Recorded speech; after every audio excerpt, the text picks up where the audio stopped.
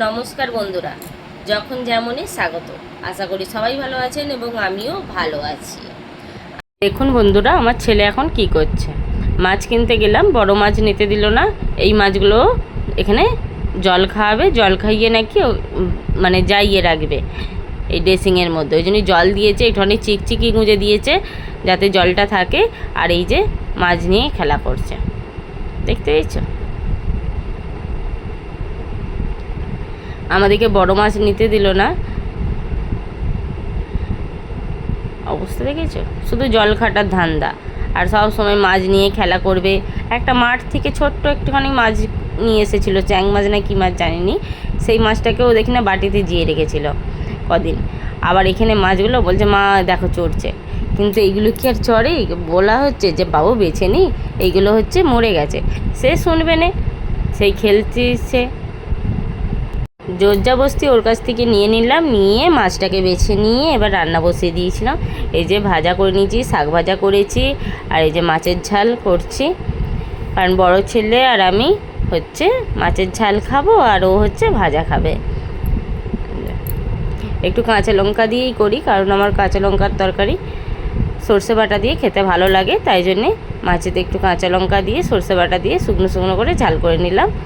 যে ছোটো মাছ সেইভাবে নেওয়াই হয়নি, কারণ ছেলেরা সেরকমভাবে খেতে চায় না বলে। কিন্তু অ্যাকচুয়ালি ছোটো মাছই বেশি ভালো, মানে প্রোটিন বেশি, যেটা কোন জানি যে চোখের জ্যোতি বাড়ে। হ্যাঁ, তাই জন্য আজকে ভাবলাম ও বলছে যে কালে তাহলে নিয়েই নিই। এবার ওকেও হচ্ছে ছোটো ছেলেটাকেও চুনো মাছ আরে খাওয়াতে বলেছিল, কারণ ওর ক্যালসিয়াম কম বলে। এই যে ঝাল আমার হয়ে গেছে।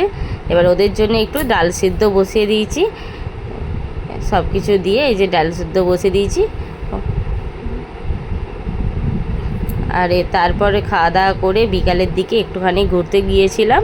আর দেখো কত পাখি, দেখো সারি সারি উড়ে যাচ্ছে, অনেকটা দূর থেকে যাচ্ছে। তাই জন্যে আমি জুম করে তোলার চেষ্টা করেছি। মানে এত সুন্দর সুন্দর করে ডিজাইন করে যাচ্ছে না, বেশ ভালো লাগছিল দেখতে। তাই জন্য ভাবলাম যে একটুখানি তুলে রাখি। কিন্তু অনেকটা দূর থেকে মনে হচ্ছে যেন কালো কালো কী যাচ্ছে, কিন্তু অ্যাকচুয়ালি ওইগুলো পাখি। তারপরে সন্ধ্যাবেলা একটা খাবার তৈরি করছি, নতুন জিনিস, ছানা আর সুজি আর চিনি। মানে সুজিটাকে ভেজে নিয়েছি, ভেজে নিয়ে তার মধ্যে ছানা দিয়েছি, দিয়ে গুঁড়ো গুঁড়ো করে মানে চিনি দিয়ে পুর করে নিয়েছি। পুর করে তার মধ্যে আটা মাখিয়ে পুরটা ভরে নিয়ে এবার ভেজে নিচ্ছি গরম গরম। এই যে ভেজে নিচ্ছি, বেশ ভালোই হয়েছিল খেতে, আমার তো বেশ ভালোই লেগেছে। ছেলেরা হচ্ছে সন্ধেবেলাও ঠাকুমা পকোড়া কিনে দিয়েছিল, তাই জন্যে পেট ভর্তি, সেই জন্যে অতটা খাওয়ার অতটা গা ছিল না।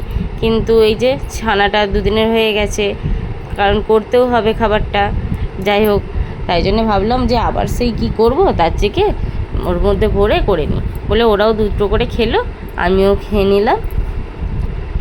বেশ ভালো লাগছিলো। তবে এর সঙ্গে যদি একটু সাদা আলু চচ্চড়ি হতো ভালো হতো, একটু ঝোলঝোল করে আলু চচ্চড়ি হলে আরও ভালো হতো।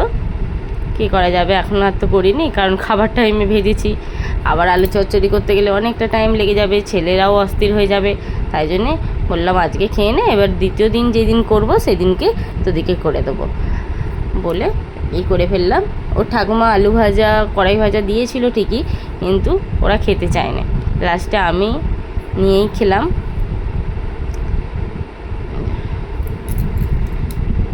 আর আপনারা কিন্তু অবশ্যই এইভাবে করে খেয়ে দেখবেন, বেশ ভালো লাগে। ছানাগুলো আছে তো ফেটে গেছে। আর সব সময় তো ছানা এমনিতে খাই বা ভেজে খাই, কিন্তু ভাবলাম যে একটুখানি এইভাবে খেয়ে দেখি কেমন লাগে। বেশ ভালোই লাগছে, তবে গরম গরম খেলেই বেশি ভালো লাগবে। আর এর সঙ্গে যদি একটু চা হয় মানে আরও ভালো।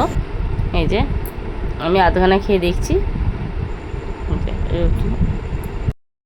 আর আমার ভিডিওটা যদি ভালো লাগে অবশ্যই একটা লাইক, শেয়ার এবং সাবস্ক্রাইব করে দেবেন।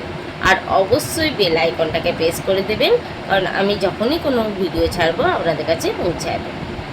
চলুন টাটা, আবারও দেখা হবে অন্য কোনো ভিডিও নিয়ে।